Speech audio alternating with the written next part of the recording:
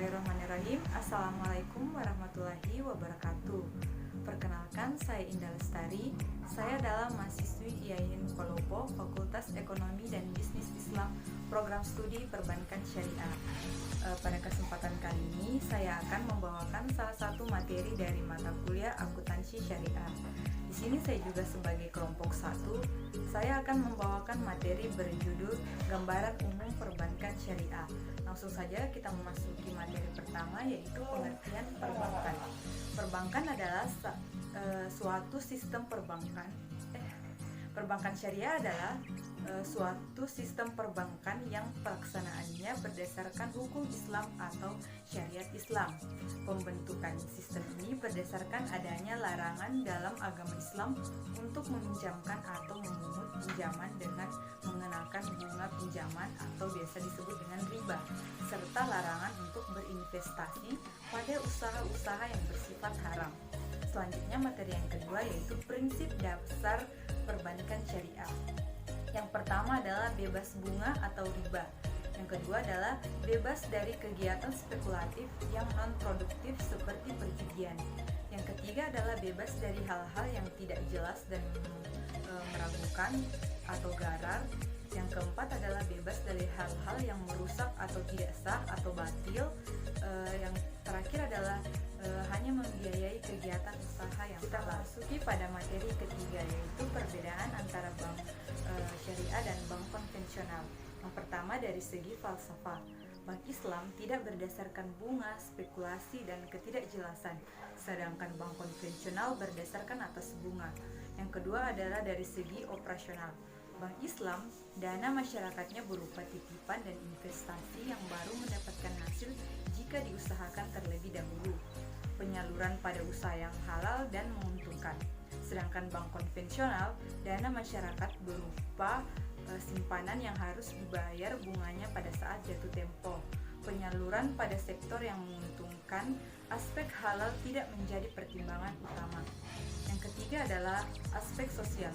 Bank Islam dinyatakan secara tegas dan eksplisit dalam visi dan misinya, sedangkan bank konvensional tidak tegas secara eksplisit. Yang terakhir adalah dari segi organisasi. Bank Islam memiliki Dewan Pengawas Syariah atau DPS, sedangkan bank konvensional tidak memiliki DPS. Selanjutnya kita memasuki materi keempat, yaitu fungsi bank syariah, perbankan syariah. Yang pertama, bank syariah wajib menjalankan fungsi menghimpun dan menyalurkan dana masyarakat. Yang kedua, bank syariah menjalankan fungsi sosial dalam bentuk baitul mal, yaitu menerima dana yang berasal dari zakat, infak, sedekah, hibah atau dana sosial lainnya dan menyalurkannya kepada organisasi pengelola zakat. Yang ketiga adalah bank syariah dapat menghimpun dana sosial yang berasal dari wakaf uang dan menyalurkannya kepada pengelola wakaf atau nasir sesuai dengan kehendak pemberi wakaf. Oke, kita memasuki pada materi kelima, yaitu tujuan bank syariah. Yang pertama, mengarahkan kegiatan ekonomi umat ke muamalah Islam. Yang kedua, untuk menciptakan keadilan di sektor ekonomi dengan meratakan pendapatan melalui kegiatan investasi. Yang ketiga, untuk meningkatkan kualitas hidup umat dengan membuka peluang bisnis yang lebih besar. Yang keempat, untuk mengatasi masalah kemiskinan yang umumnya merupakan program utama negara berkembang. Yang kelima, untuk menjaga stabilitas ekonomi dan moneter. Yang terakhir adalah untuk mengatasi ketergantungan umat Islam pada bank-bank non-Islam. Selanjutnya materi yang keenam adalah kelembagaan bank syariah. Yang pertama, bank umum syariah.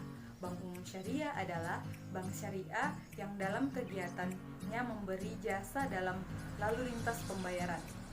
Yang kedua adalah unit usaha syariah atau UUS, adalah unit kerja dari kantor pusat bank umum konvensional yang berfungsi sebagai kantor induk dan kantor unit yang melaksanakan kegiatan usaha berdasarkan prinsip syariah atau unit kerja. Yang terakhir adalah bank pembiayaan syariah, adalah bank syariah yang dalam kegiatannya tidak memberikan jasa dalam lalu lintas pembayaran. Ya, kita lanjut pada materi yang ketujuh, yaitu bank-bank syariah yang ada di Indonesia. Ada Bank Muamalah, Bank Mandiri Syariah, BRI Syariah, BNI Syariah, Bank Mega Syariah, BCA Syariah, Syariah Bukopin, Panin Syariah, BTPN Syariah, dan yang terakhir adalah BJB Syariah.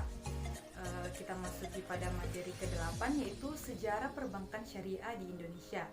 Rintisan praktik perbankan di Indonesia dimulai pada awal periode 1980-an melalui diskusi-diskusi bertemakan Bank Islam sebagai pilar ekonomi Islam. Sebagai gambaran, M. Dawan Raharjo dalam tulisannya pernah mengatakan mengajukan rekomendasi Bank Syariah Islam sebagai konsep alternatif untuk menghindari larangan riba sekaligus berusaha menjawab tantangan bagi kebutuhan pembiayaan guna mengembangkan usaha dan ekonomi masyarakat. Pada tanggal 18 sampai 20 Agustus tahun tersebut menjadi Majelis Ulama Indonesia atau MUI menyelenggarakan Loka Karya Bunga Bank dan Perbankan di Cisarua, Bogor, dan Jawa Barat. Oke, saya memasuki materi yang terakhir, yaitu perkembangan perbankan syariah di Indonesia. Bank Muamalah Indonesia adalah bank syariah pertama yang ada di Indonesia.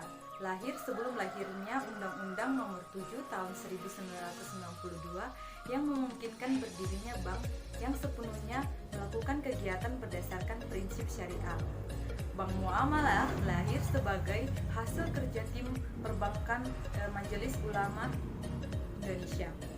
Keberadaan Bank Muamalah Indonesia ini semakin diperoleh secara konstitusi dengan munculnya Undang-Undang Nomor 7 Tahun 1992 tentang perbankan, di mana perbankan bagi hasil diakomodasi dalam undang-undang.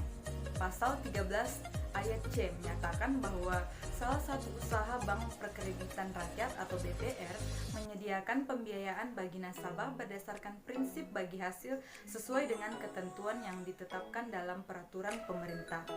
Nah, itulah materi gambaran umum dari perbankan syariah. Semoga dapat bermanfaat. Apabila ada kesalahan kata, mohon dimaafkan. Wassalamualaikum warahmatullahi wabarakatuh. Terima kasih.